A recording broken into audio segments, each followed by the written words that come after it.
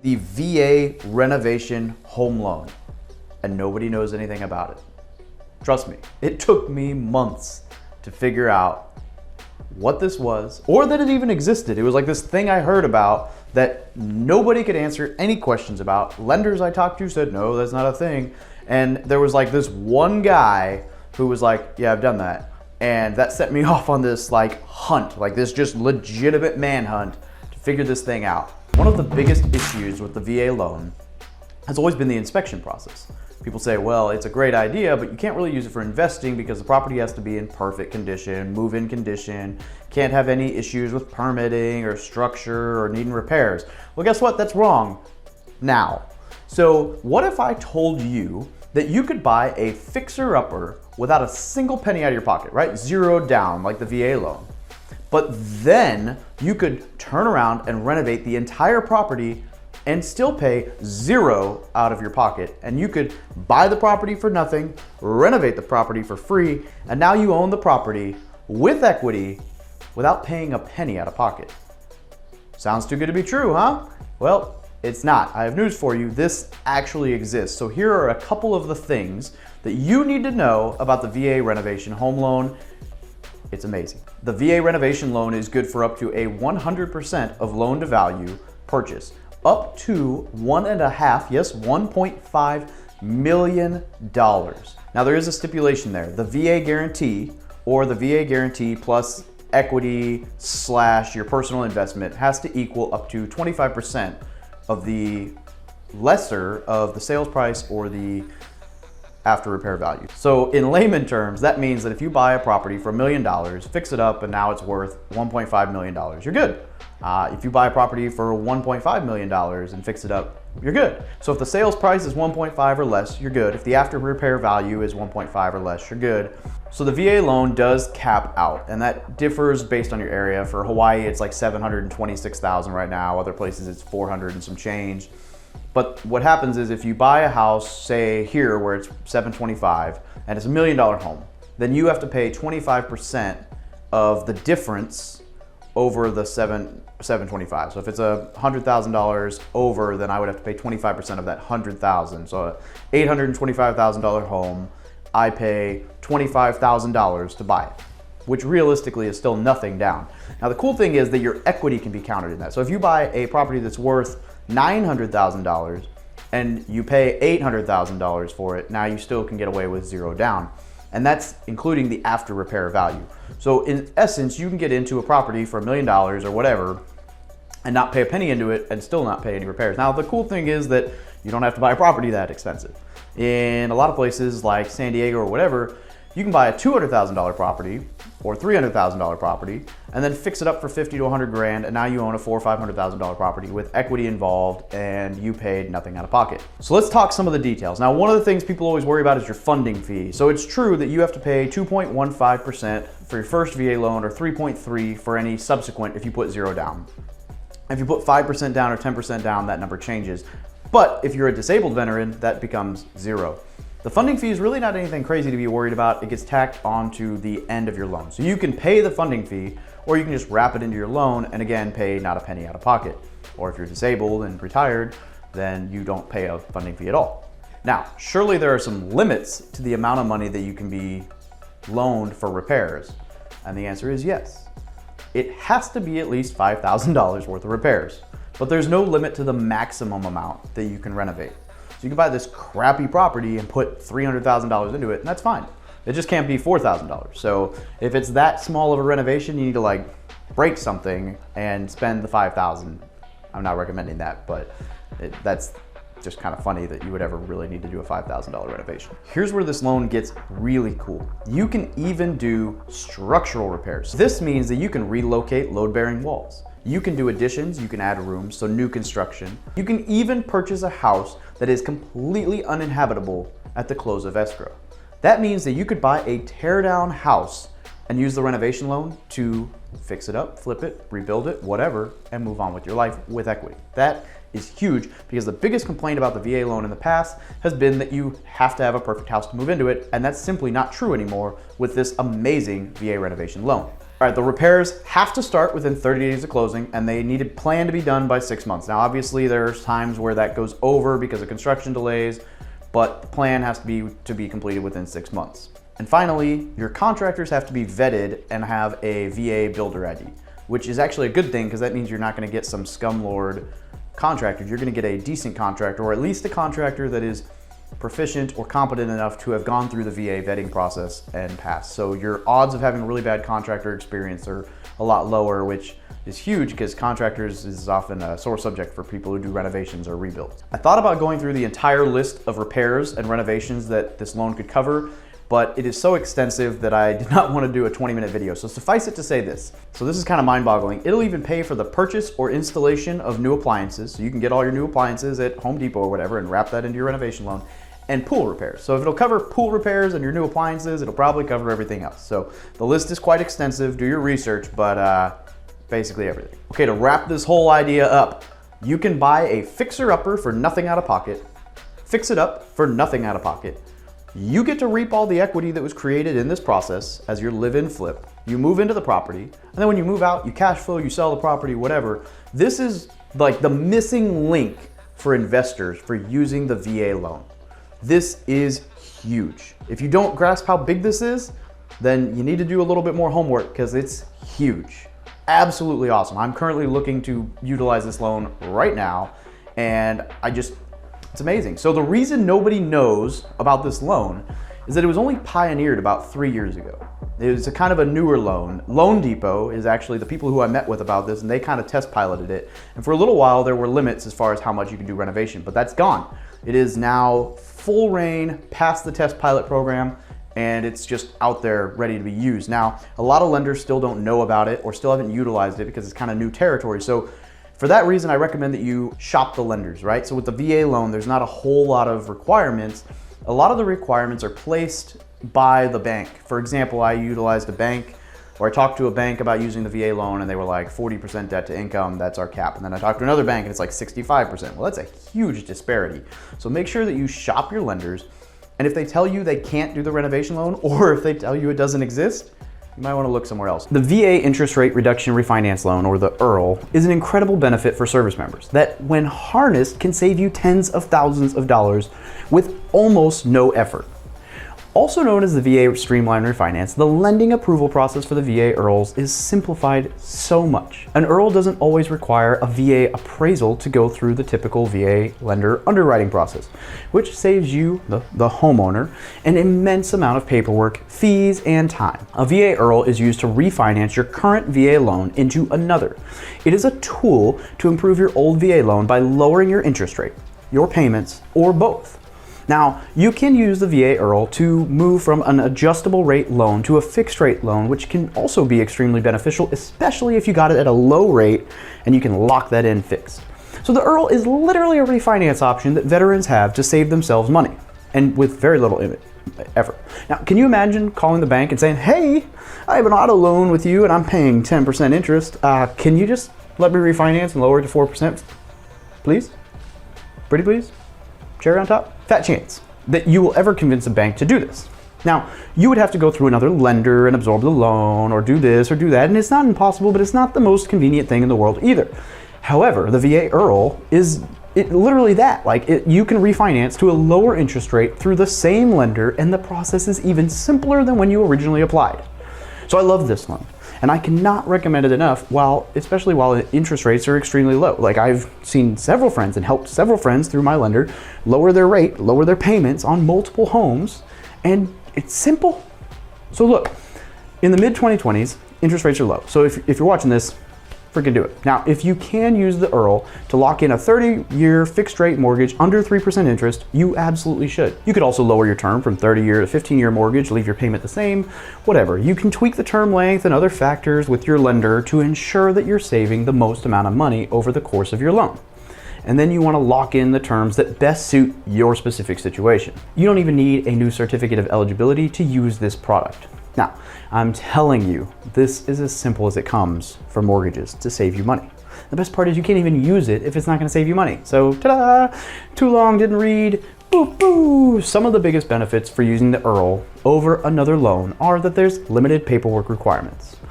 The IRRRL rates are competitively low, and there's low or no closing costs.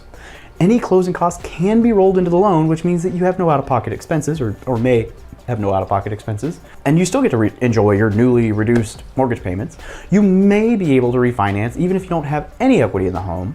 Appraisals are not typically required. There's no credit, income, or employment verification. Yes, I said no credit or employment or income verification required at all, which is awesome. So, how long after purchasing a home can you use the IRRRL? All right, so it requires a seasoning period of 210 days from the date of the first payment, or 6 monthly payment, the 6th monthly payment, whichever is longer, before an existing VA loan becomes eligible for the IRRRL. Now, I know that sounds like a bummer, like, oh, but why can't I use it sooner? I got it, but this law came around due to the fact that there were predatory lenders soliciting veterans to refinance their home loans like all the time, right? Some lenders were so happy to execute IRRRLs because of their simple nature that they would talk to previous clients about refinancing frequently, like 2 months, like, hey, you should do this, hey, you should do this, which opened the door to what they call churning, where lenders essentially convince borrowers to refinance so that they can earn a commission or origination fee, and they just kind of keep pushing that 30-year rate out, knowing that they're making money and the veteran thinks he's, anyway, not a good deal, right? So the 210 days is to save you. What are some of the qualification requirements? Now, this is actually pretty decent. So obviously there are some requirements in order for you to qualify for the IRRRL. You can't just take out a loan, not make any payments, be a turd in general, and then qualify for a loan. Like, that's not how it works. You need to be current on your payments with no more than 1 late payment in the last year. That's a 30-day late payment. Your new rate or the monthly payment must be lower than the previous loans unless you refinance from an adjustable rate mortgage to a fixed rate mortgage, which is also still beneficial. So it has to be beneficial for you to use it. You must certify that you currently or previously occupied the property, so you have to have lived in it. You must have previously used your VA loan eligibility on the property you want to intend. So you can't VA IRRRL into a home that you didn't use the VA loan. You must not receive any cash from the VA IRRRL process. You can't cash anything out. And if you have a second mortgage on the property, then they need to agree to remain in second position after the IRRRL goes through. So all in all, the qualifications for executing the streamlined refinance, it's set low, like it's a low bar. Basically, if you made your payments and you abided by the VA loan guidelines for the original loan, then you should be able to use this benefit, right?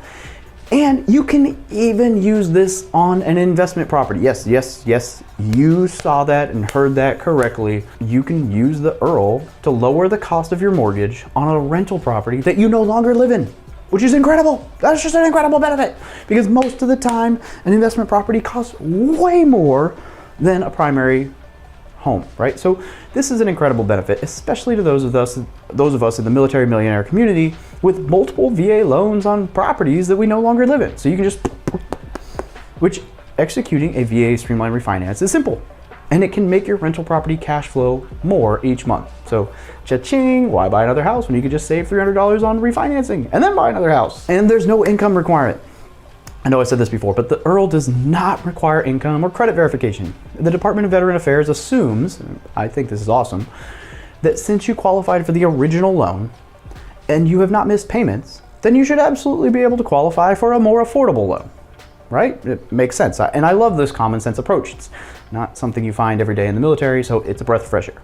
The biggest benefit to not requiring an income verification is that a veteran who has exited the military, maybe they're now a college student or whatever, and they have a lower income now than they did when they were in the military, can still take advantage of the IRRRL, which is extremely powerful when you consider that your average college student wouldn't qualify for any mortgage, let alone if it was like a San Diego home and now you're living below your means in Missouri or whatever, because of their low debt to income ratio. So this is awesome. Now there's an energy improvement mortgage, which you can actually use. So you can use the energy improvement mortgage in conjunction with the VA IRRRL, so that you can add the cost of some energy efficient upgrades to your home. So this is the only way you can kind of pull cash out, is if you add a little cash to the loan to pay for energy improvements. Not all upgrades qualify for this, but this is a great way to reduce your mortgage payment and potentially lower your energy footprint or utilities bill all at the same time.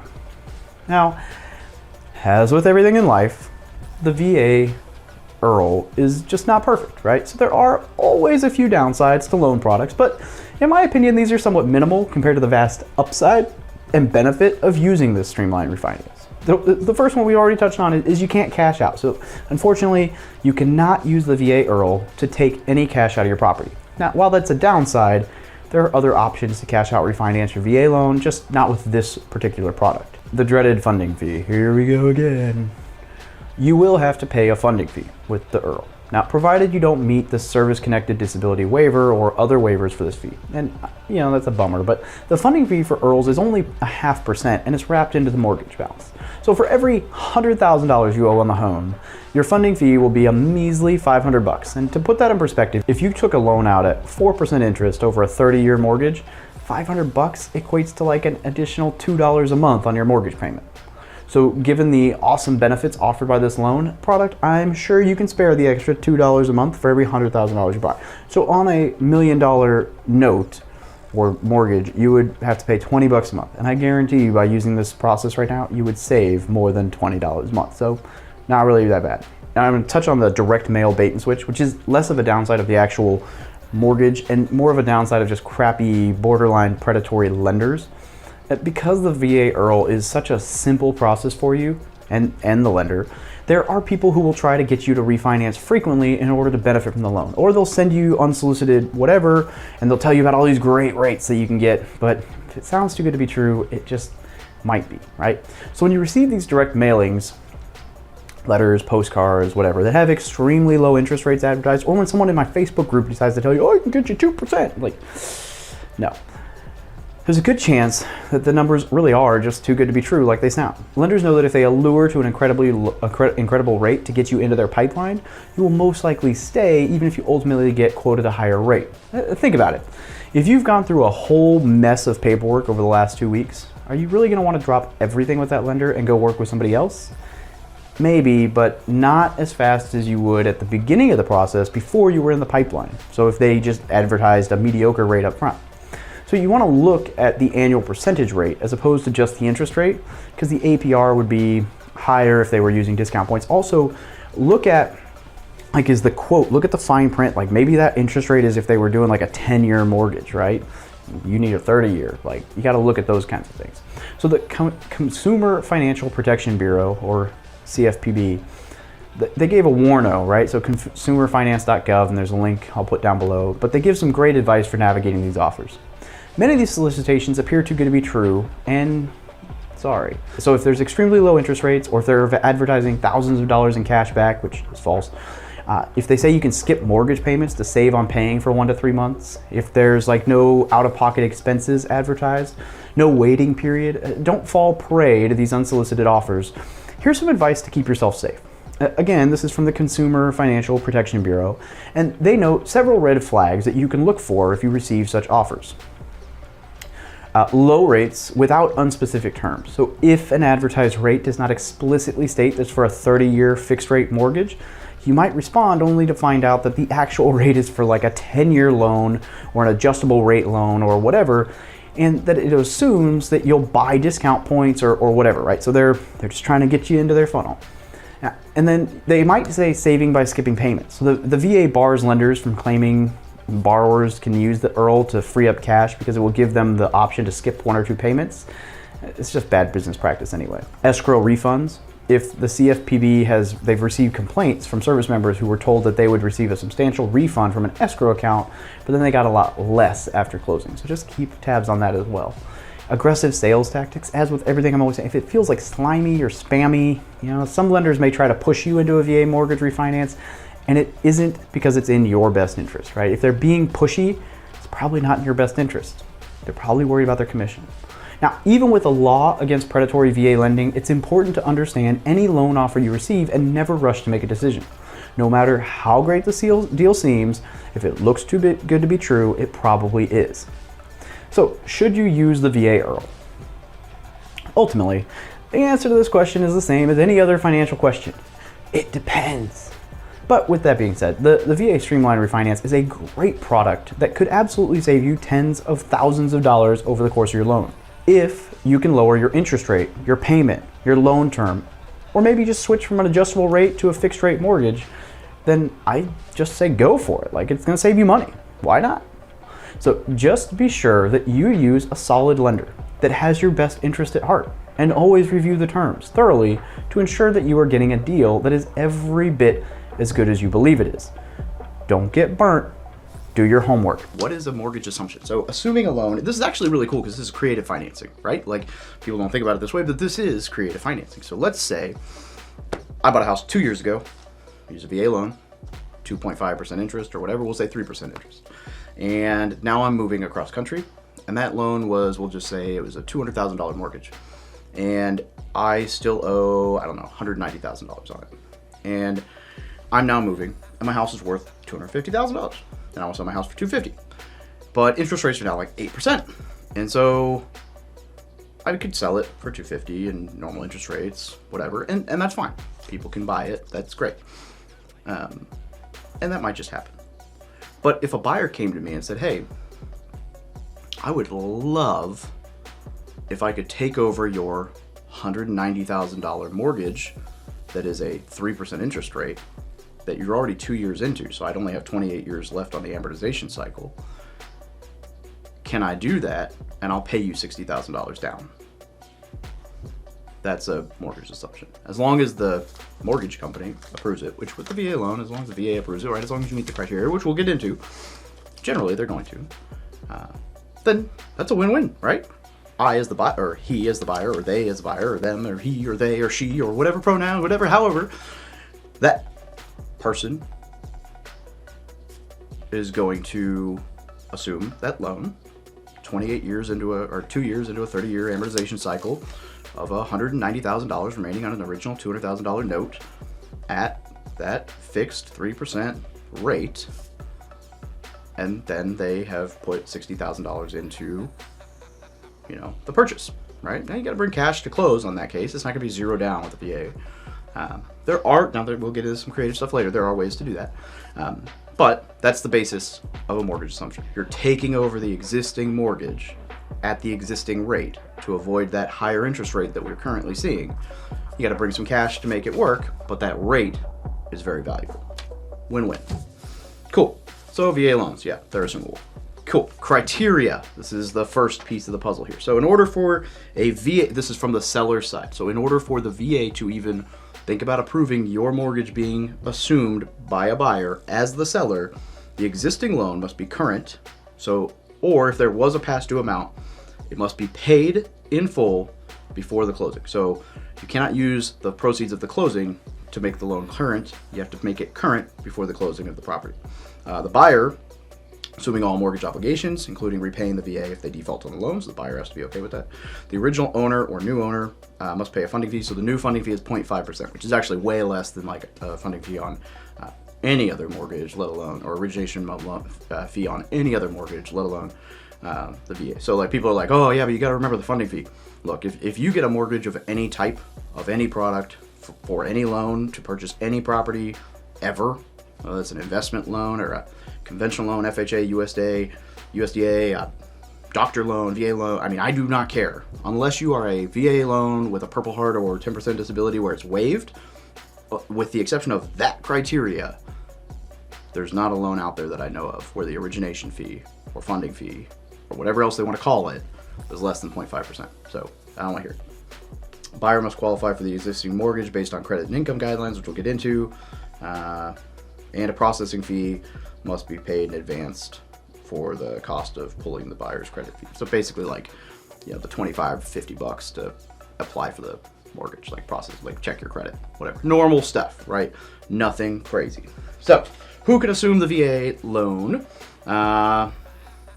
Realistically, anybody, as long as you meet the criteria. So a veteran or a service member can assume it, but also a civilian can assume it, right? So that's a common misconception, and I was going to dig into it later, but I'll just talk about it right now. So if somebody who is eligible for the VA loan and has remaining entitlement assumes let's say I'm the seller. If I'm selling my home and a service member or a veteran assumes my loan, then their entitlement can and will replace my entitlement. Now there's a document you have to make sure you hang on. When a VA loan is assumed by another eligible veteran, entitlement typically does not need to be transferred and can simply be exchanged between the buyer and seller. substitution of entitlement. So you just have to file a substitution of entitlement with the VA. As long as you do that, boom, I'm like, high five, you get my mortgage, substitution of entitlements filed, so you're taking my entitlement. Now I can go use a VA loan with that same entitlement elsewhere. Now, if you sell or let a civilian or somebody who did not have entitlement, so if it's a service member who doesn't have remaining entitlement and you let them take over, or a civilian or somebody who does not rate certificate of eligibility, like does not have entitlement for the VA loan, takes over your mortgage on the VA loan. At that point, or if you fail to get the substitution of entitlement, at that point, you as the seller do not regain your entitlement until that mortgage is paid to zero, whether that's through a refi or a sale of the house where they pay off the mortgage. Which means that if you were selling the house to move across country and use the VA loan again, you may not be able to, or at least you may have to pay 25% down. Or, you know, if you're selling a $300,000 house, you're moving to another market that's $300,000, you might still be able to, right? But if you're selling a $800,000 house, well, sorry, your entitlement's tapped. And if you don't get it back by selling to somebody who's qualified and substituting the entitlement, you're screwed, right? So you need to be aware of that. You can sell to somebody who's not eligible, so don't buy into the lie that you can't. It can go. This is what's cool. The VA loan can be assumed by somebody who's not eligible for the VA loan. You will lose entitlement. So you need to be aware of that. That's not necessarily a bad thing. Like if you weren't planning on using the VA loan again right away, you might be fine with that. All right, let's talk through the how real quick. How does this work? How do you find one of these things? Cool. A couple of tips for how you might find some of these. And this is kind of a new thing, right? So I got to talk to a buddy. So I got a buddy who runs Military by Owner. And we're going to talk through like some ways to maybe see if we can find out. We talked about it briefly, but we're going to see if we can figure out how to find some of these.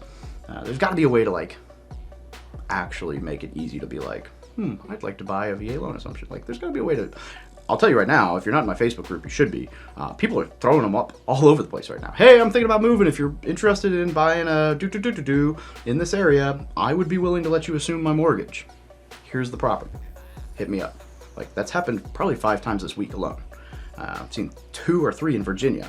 And yes, you know, you gotta have the money for the down, like, or there's other options, but like realistically, people are open to it. They're posting it even just in my Facebook group. So it is becoming more common. Like I've never seen that up until probably 6 months ago. But now in the last month, it's like more, it's picking up, right? Because people are PCSing and they've got great loans and they're willing to say, hey, you want my loan? Like rather than selling the house to somebody who's gonna get stuck with a high interest rate, like, you know, just take over my loan, give me cash and we'll move on. So it's cool. So, okay, so a real estate agent can help you out, right? Great. As always, if you'd like an introduction to a really solid real estate agent in your area, hit me up or click on my website and this button says recommended agents. We've got a solid list. Also, if you're thinking about becoming a real estate agent, we are building a team to help service members and vets become agents. So you can join my team. Multiple listing service, the MLS, you know, easy. You can actually, I bet you what's going to happen now is you can probably go in there and search assumable, that word, or assumption, either of those words. And I bet you'll be able to find these mortgages. Print ads, that's a bit archaic, but you know, maybe they'll be in your newspaper. I don't know. Specialized websites, so like takelist.com or Zumption.com. They're willing to undergo assumption process. So take a look at those. I didn't play around with them too much, but and then like I said, I'm looking to. I'm talking with my buddy. We're gonna see if we can figure this out with. Maybe Military by Owner or whatever. But jump in my Facebook group. They're popping up all over the place there. So, post where you're at, and if you're looking to move and buy somewhere, like, hey, I'm looking to move here. Anybody looking to sell a house that would be willing to assume, have their mortgage assumed? Whatever. All right, so how to take advantage. So here are the requirements to assume a loan, right? Okay, so the purchase must be, you have to intend to occupy as your primary residence. We already talked about that. Must be purchased, minimum credit score. There's not a minimum requirement, but most lenders want to see a 620 if they're going to let you assume. Now I've seen as low as like 560, 580, but that's kind of the norm with the assumptions is like 680. They want to see a little bit higher, I think, for the assumptions. You've got to have a back-end debt-to-income ratio of 45% or better. So basically, got to make enough money for the debt-to-income to actually support the loan amount. Funding fee 0.5%. And you got to make a down payment that's equal to the difference. So if it's a $190,000 remaining mortgage, $250,000 purchase price, you've got to fork the $60,000 difference, right? somehow, some way. There are other ways to do it. We'll get there. Okay, exception. So here are the exceptions to VA approval. So if the these are like, so according to the VA guidelines, these situations do not require the VA approval in order to execute. So if the borrower's death and the loan was assumed by a relative, transfer occurred due to legal separation or divorce, assumption not require transfer of rights because the owner remained in the beneficiary. Assumption occurred as a result of spouse or child becoming a joint owner. It required the creation of subordinate to the lender's security instrument, not include the transfer of occupancy rights. Security interest in the household appliances for purchase money was created in the assumption. Okay, so let's see, one other thing. Okay, so yeah, talked about funding fee, cash to close, financing stuff. We're gonna get to good stuff in a minute. Am I missing anything in here so far? Okay, no. So I'm gonna just read a quick little bit of bullet point here, and then I'm gonna talk to you straight up about why this is important. So the math here is, let's say, for ease of math, I compared a $500,000 note, right? So a $500,000 mortgage at 3%, 6%, and 8%. So at 3%, which is, 2 years ago, a $500,000 mortgage was $2,108 a month. At 6% interest, which was like 4 months ago, that was $2,998. And at 8% interest, which was when I wrote this, but I don't think it is anymore, was $3,669 a month. So, the difference between a 3% and an 8% rate is significant, right? That's huge. And then the other thing too is like with the amortization cycle, right? So, I did a ton of math, so I'm not gonna bore you by reading through that whole thing. If you want to see all the math and you want to see how it all breaks out with like picking it up like year 2 or 2 years into the amortization cycle and how much more of your payment goes to principal rather than interest, it's actually really interesting because of how amortization cycles work. So I kind of did some of that math out. So go check out the blog post if you want to go way more into detail on all this and see like how much more it's super cool because like 2 years into an amortization cycle, it depends on your interest rate and your purchase price and all that. But let's say it was a $500,000 house and you had a really low interest rate. Like 2 years into the amortization cycle, each time you make that monthly payment, you're probably paying $200 or $300 or $400 more towards principal than when you originally started paying the loan.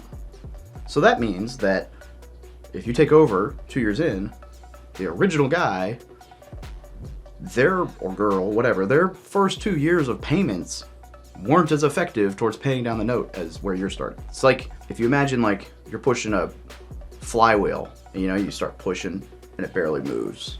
And you start pushing and it barely moves. And then as you're trying to push this thing, it slowly starts to spin. And as it spins, it slowly starts to spin faster. And as it gains momentum, it becomes easier to spin. And you finally get it to start moving. And then you're like, fuck, I'm tired. And you just hand it to someone else. And then now you, the new guy, you come in and you're like, wow, it's moving. This isn't so bad. Now you get to push it all the way through to when it's moving on its own. And then you're like, just push this all through to the end. Like that's kind of what this amortization cycle is like. It's like someone got this freaking thing to start moving and all you got to do is take it to the finish line. Pretty sweet. So that's huge. Okay, so why does it matter in 2023? Dude, rates suck. And if you can jump in on an incredible rate as the market kind of like maybe dips back down a little bit, maybe not. You jump in on this incredible rate. Here's the kicker. Some of the stuff that you can probably mess with here is like, so that additional, let's say you got to come out of pocket $100,000, like you're buying a $600,000 house, there's a $500,000 note. You can ask the seller to carry the difference. There's nothing that says you can't come in and say, hey, I'd like to assume your $500,000 VA loan. That's at 2.5%. However, I don't have the $100,000 down, so I'm gonna live in the house. I would like to pay you 5% interest on the $100,000 as a seller finance, amortized at whatever percent, right? And maybe because of the way that everything works out, you can even be like, look, I'll pay it back over 60 months, like major payments on that. You just suck it up. I don't know. However it works, right? Or 30-year amortization, but I'll balloon payment it out in 5 years or 10 years. However that works for you. Or maybe you can find someone who does a second position. Or, you know, I mean, or you have the cash and you pay it. That stinks, but it's not any different than if you put 20% down on a conventional loan, except you locked in a 2.5% rate instead of the 7, 8, 9% you'd be paying right now. But I think there's actually going to be a point where if prices drop, you're going to be able to buy like almost at loan balance with that great rate. So 2023 is going to be an interesting year. VA loan assumptions are going to be sweet, so definitely keep your eye out on them. Yeah, sellers can carry a second. There's definitely some creative ways to play around with this. We already talked about affecting entitlement. Yeah, let me just run through my pros and cons list real quick, and then I'll touch through the last couple bullet points, and I'll let you get on your merry way. Okay, pros of assuming a VA loan. This just kind of wraps it all up. So a potential buyer isn't required to be eligible for the VA loan. Awesome. Funding fee and closing costs are reduced. Awesome. Possibility to take over a lower interest rate. Yep. But it's definitely lower than current economy. Whatever veteran assumes the mortgages or the mortgage sellers will be able to regain their full entitlement. Cons: seller's credit score could be negatively affected. So if the buyer defaults on the loan or makes a late payment before the liability is transferred, so the lender will hold the initial borrower responsible for the payment until there's a release of liability, which could take some time depending on the lender. So you just need to make sure that you push for that release of liability to get done quickly. So that is one downside. If the release of liability is not done and the new borrower defaults or makes late payments, it could tap your credit. But you can get that resolved down the line, and ultimately it shouldn't take that long to get the release of liability done. So I'm sure there's actually ways to get around that with an attorney or whatever to cover your ass. Seller may have to forfeit their entitlement if the buyer is not eligible. Seller will remain liable for the loan until they relieve. We already touched on that. Release liability. Buyer may have to make a down payment. Yep, covered that. Lenders are not required to approve the assumption. Most will as long as you're qualified. And yeah, depending on your lender, it can be a lengthier process, right? So, if you're talking to big box lenders, it might suck. But yeah. So here's some frequently asked questions. Okay, so how much of a down payment is required? We already talked about that. Can they carry a second position? Yes. So as far as other loans that are assumable, the FHA loan, also assumable, pretty similar to the VA loan. FHA, VA loan, fairly similar, both generally assumable, both blah, blah, blah, blah, blah. The USDA loan, also assumable, but the majority of them, from what I understand, the rate and terms will actually change. So it's almost like you're assuming the remaining note, but you're going to get new rates and terms. So it's like a new mortgage, but with the doesn't seem like an actual assumption. Sometimes it'll stay with the same rate and terms. Doesn't seem super advantageous. Conventional seems like it's really rare because the due on sale clause, it seems like they don't really like you to actually do assumptions. Looks like I covered it all. Right, so bottom line is this. VA loan's assumable. VA loan is still, in my opinion, the single best loan product on the market. If an agent or lender, as always, I'm telling you, if an agent or lender is telling you that the VA loan is not competitive, it's because they're not an expert, right? It's not their fault. I'm licensed as an agent. I'm licensed as a lender. I don't actively do either. I just got licensed because I do referrals, right? I recommend people and I get a small cut of their commission for making introductions because I have a big network of vetted people that I know and trust and whatever, and I make connections because I'm a connector. That's what I do. And so I don't actively do the piece, but that means I work with a ton of people, and I'm basically like an unbiased third party because I get to basically my entire revenue source is based on how well these other agents and lenders actually transact, right? It's not based on a bias of how good I am. And so I see a lot of this and I hear a lot of this, like my agent said this and my lender said this. And the reality is, like, I can tell you from being licensed in both, they teach you what the VA loan is and they teach you what the FHA loan is. But the information they give you about the VA loan is like zero down, entitlement, who's eligible. It's the basics. They don't teach you anything about the nuances. So being licensed does not mean that you know jack shit about how to actually use the VA loan, right? And being licensed and a veteran also doesn't mean that you know jack shit about using the VA loan, right? So just keep that in mind. There are tons of really solid agents out there and lenders who are veterans, not dogging on that. Just saying you really need to know that the person you're working with actually did a deep dive in the guidelines. And if they are not willing to pick up the phone when you write an offer, call the listing agent and sell the VA loan and sell you as a buyer to that listing agent, you've got the wrong person. And if they're going to tell you that your offer is less competitive and your VA loan is less competitive for XYZ reason, you've got the wrong professional in your corner. And I'm sorry.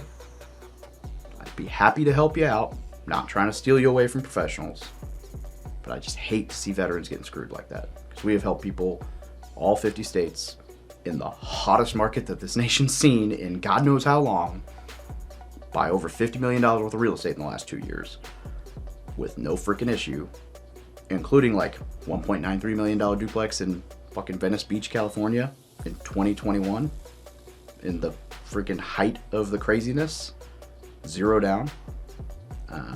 Got a guy right now who's about to buy a $2.6 million house in Dallas area, 0 down. Like, the VA loan's competitive. Like, there's some crazy stories out there that I can tell you. So don't mean to ramble. I just figure if you're gonna watch this VA assumption video all the way through, like, this is a good point to throw in here and just say, look, make sure you're covering your ass, make sure you're taking care of, make sure you're working with the right people.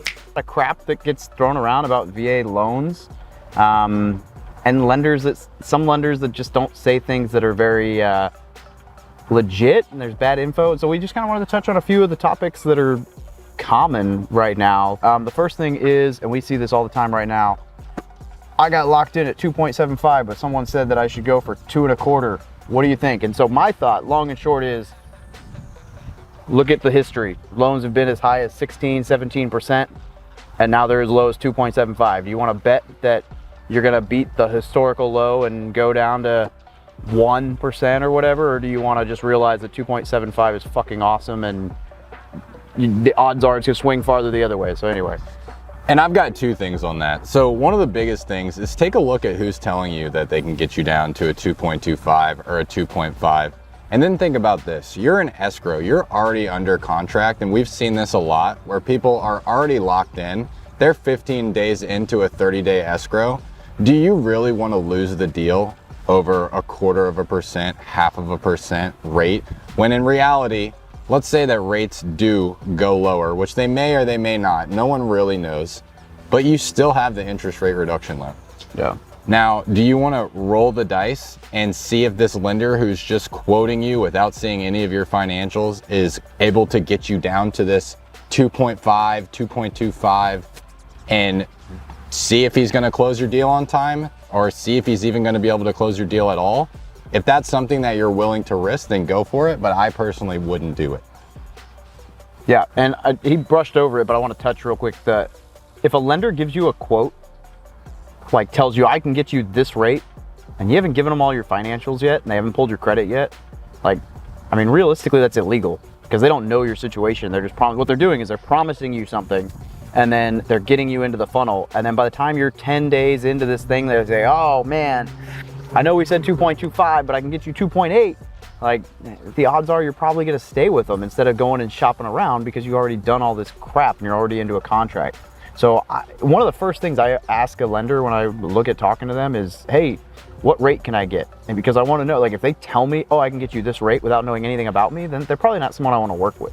Now if they give you like yeah, I'm seeing kind of this is like the trend, or this is the prime rate right now, or is it prime, par, whatever, I don't know, random lender terms. But if they tell you like this is kind of the average, or this is kind of what we're seeing, like, okay, got it. But if they give you a quote. And here's a big thing too, is I get asked, what's the VA interest rate today? Or what's the conventional interest rate today? And the thing I have to explain is the interest rate really depends on the strength of the borrower. So, and there's so many other things that go into it, such as if you're doing conventional and you're buying a condo versus single family, there's going to be a rate adjustment. You can go look, if you're really interested, at all of the loan level price adjustments for each loan product, and you can see what will affect your rate and what won't. What credit score you need to be at this rate, 30-year versus 15-year, 10 and 20. Those are all things that your lender has to actually know before he's able to give you an actual rate and an actual quote. And then on top of that, nothing really matters until you have a signed purchase and sale agreement. Once you have a signed purchase and sale agreement, then you can start looking at rate. But what a lot of people do, and I work with a lot of people that have previously worked at call centers such as Loan Depot or a few others that I won't mention, but they're trained, they get that. That's the first question they get. What are your interest rates? They're trained to just throw out a number. So throw out a number that will keep someone interested, get someone to get their credit in, and then whatever, by the time they actually get down to giving the actual rate, they can just say that the rates changed due to that day. They can say a variety of different things, but the fact of the matter is you're probably already too late. So just something to take in consideration. If you are gonna look, make sure you have a purchase and sale agreement and the lender's quoting you based off of your finances and your scenario, not just the VA interest rate. If you have someone that says the VA interest rate is this today, he probably doesn't know what he's talking about.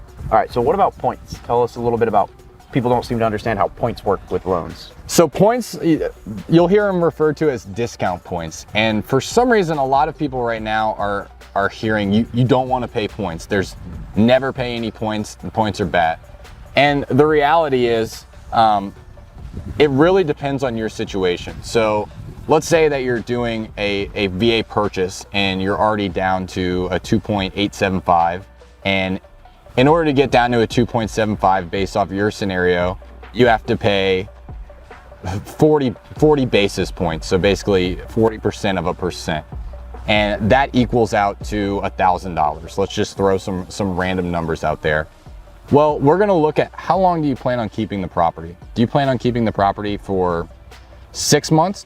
Which you shouldn't if it's a VA loan, but if it's a year or 2 years or 5 years, we're gonna look at that. So if you say, I'm only being stationed here for 3 years and then I'm gonna sell it, then we'll look at that. Okay, how long will it take to recoup those discount points to where after they cover themselves, everything else is pure savings?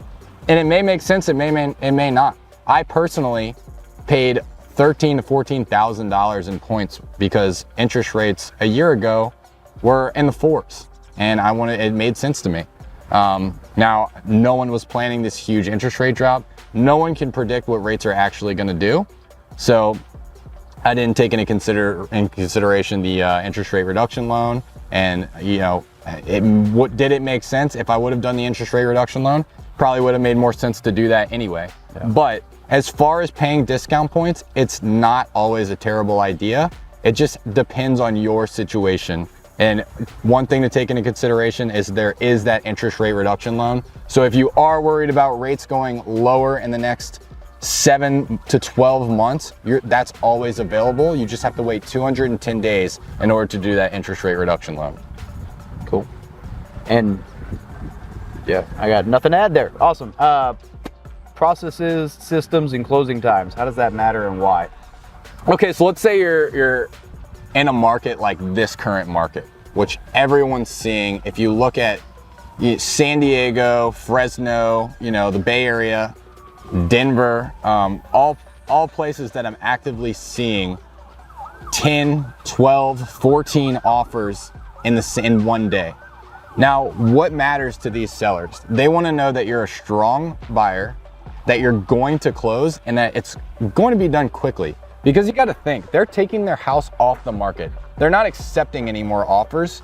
They want to go with someone that's going to close. They don't want to take it off the market just to go through the inspection period and fall out of escrow. That's not something that they want to do. So what they want is short contingency periods. So when you're picking a lender, yes, obviously pick a lender with a good rate. But if you're picking a lender that's doing a 60-day close and a 15, 20, 30-day loan contingency, it's probably going to be pretty hard to get an accepted offer in a competitive market. Now, if you're in a market like, let's say, New Orleans and Louisiana, and you're not seeing that, maybe it's less important. But right now, what we're seeing is multiple offers in the same day, and they're competitive offers. You're going to have 15-day conventional closes. You're going to have cash offers. In order to compete with a VA loan, which they can be very competitive, it's something that a lot of people don't understand, is if you active duty military, your pay's not going anywhere. If you can just get short contingency dates and you can tell those sellers, hey, in 10 days from now, you will know that the only way we're falling out of escrow is if it's something due to the house. Yeah. We have loan approval in 10 days. You're gonna be competitive. You're gonna be able to offer a lower purchase price or get in the home that you actually wanna get into. So just something to take in consideration with contingency dates. And when you're picking a lender, pick someone that's actually competitive and not someone that just can say that they can get you a good rate. Yeah, and so a lot of times what we hear is from realtors or in competitive markets is that the VA loan's not competitive. People, they get a bad rap for whether it's because something came up in the inspection or the lender couldn't close or whatever.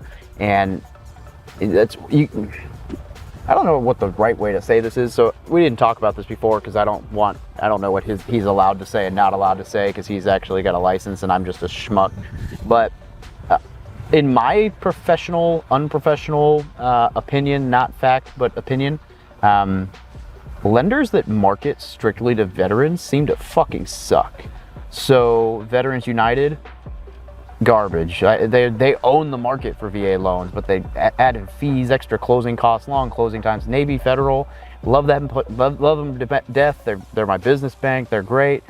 Not good with closing VA loans. USAA, same thing. There's some others. There's even a veteran communities that, you know, with real estate, like there's a couple different lenders out there that they cater to military, and I don't know if that's a correlation or a causation, but they don't seem to do very good. So I like I don't know, like his branch does everything. Like he specializes in VA loans, but they close everything. So I don't know if there's just anything to that, or if that's just me feeling, or if you're even allowed to talk about that, but that's what I've noticed. I mean, so I won't say anything negative about any other companies, but one thing I will say is probably one of the best lenders that I know in California, and I think you know who I'm talking to too. Yeah, he's not a veteran. And there's a lot of lenders that aren't veterans that crush it with VA loans. Scott Evans is a huge one. You'll see him all over if you're stationed around Camp Pendleton. Nothing but great things you hear about him, and I don't know if he's a veteran or not, but it doesn't matter. So just because someone's not a veteran or just because someone is a veteran doesn't necessarily mean that they're not a good VA lender. They're gonna learn the lingo. They're gonna know what BAH is. They're gonna know what PCSing is because they've been working with veterans for years. Yeah. So just because someone's not a veteran doesn't mean that they're not gonna be a good VA lender, and especially vice versa. Just because someone's a veteran doesn't mean they're gonna be a good VA lender, doesn't mean that they're gonna be the best realtor that works with VA loans. It doesn't mean that. So find someone that's good based off of their actual business, not just because they were in the Navy for 4 years or they were in the Marine Corps for 25 years and they've been a lender for 2 years, but they're a veteran and the other guy's been a lender for 20 years. Who do you think you should work with? A new guy? You know, I don't know. Like, take a lot of things into consideration. It doesn't, the title veteran doesn't automatically mean someone's good at their job. Unfortunately, hate to say that, but very true. True. Here's some of the biggest advantages for the VA loan, right? It is zero down. Everybody knows that, right? And you can even get up to 4% of the closing costs or the purchase price, 4% of the purchase price covered towards closing costs via seller credit. So that's not a guarantee, but you can negotiate it depending on how hot the market is and how hot the house is that you're trying to buy. It is very possible. Now, then 75% gross rental income. So if there's a triplex or a fourplex and 3 of the units are rented out for $1,000 a month, $3,000, then you can do 75% of that, or $2,250 a month would count towards your debt to income. Now, the lender may require 2 years experience. That's a lender overlay, not a VA guideline. The VA guideline specifically says veteran must have a likelihood to succeed as a landlord. Now, if the lender tells you that, then the runaround is to just say, well, what if I hire a property manager? And if they still aren't going to work with you, then, you know, I'll introduce you to a lender who will. It's very doable, right? That's a very common practice. Now, you must be occupying a house hack that you can occupy one of the units in. So that unit has to either be month to month or vacant already. So if it's month to month, you can tell them to leave, and then you are going to need up to 6 months cash reserves if you go off the 75 gross rental income in order to qualify for that home. Now, there's no PMI, there's no mortgage insurance, there's no private mortgage insurance, all that stuff is way more expensive. There is a funding fee unless you have a Purple Heart or you have a 10% disability rating. If you don't meet either of those requirements, there is a funding fee, but it is, nothing compared to the cost of PMI and MIP. It comes out to like $11 a month for every $100,000 you borrow, and PMI would be like closer to $100 a month. So yeah, definitely still a savings there. Okay, the restoration of entitlement confuses a lot of people. So bottom line is, if you sell everything, you can restore your entitlement. If you refinance the loans or you still own a home or whatever and you want to restore your current entitlement so that you can go above your county loan limit, then you have to do a one-time restoration. You can only do it once. You can't like refinance into another property, restore entitlement, refinance to another property. Like after that one time, you have to sell everything. Level playing field to do it again. Tenants are great around military. There are always problems, but generally speaking, service members are better than non when it comes to tenants.